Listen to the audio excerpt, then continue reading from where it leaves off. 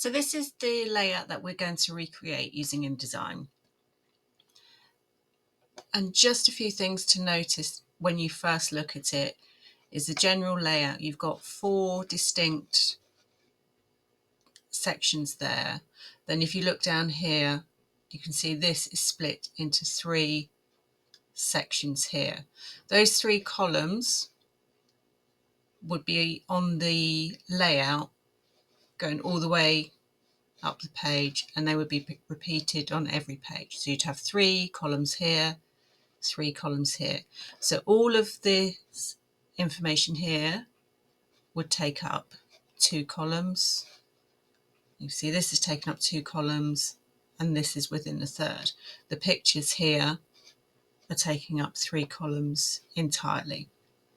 So the first thing we need to do is actually set up our document. We set up a new file,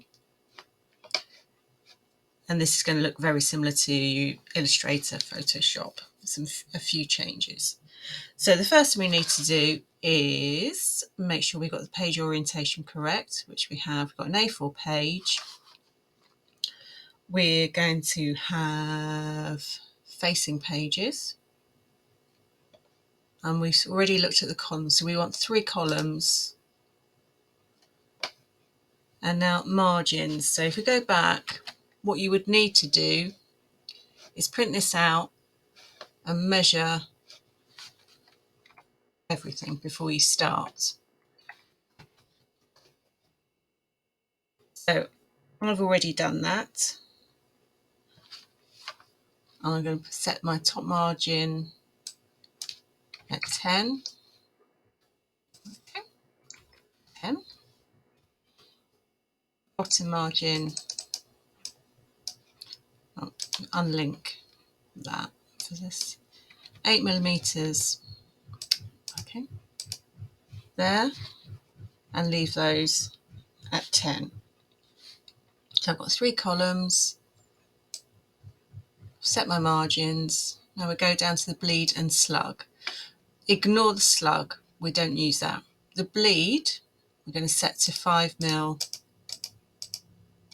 all around. The bleed is where if you sent it to a professional printer, that's where the excess is, so that when it's trimmed, you don't lose any important information off the side of the page, and you don't end up with white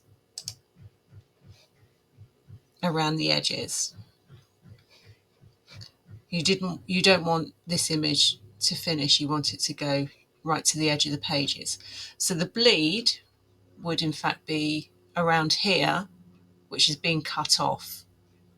I hope that makes sense.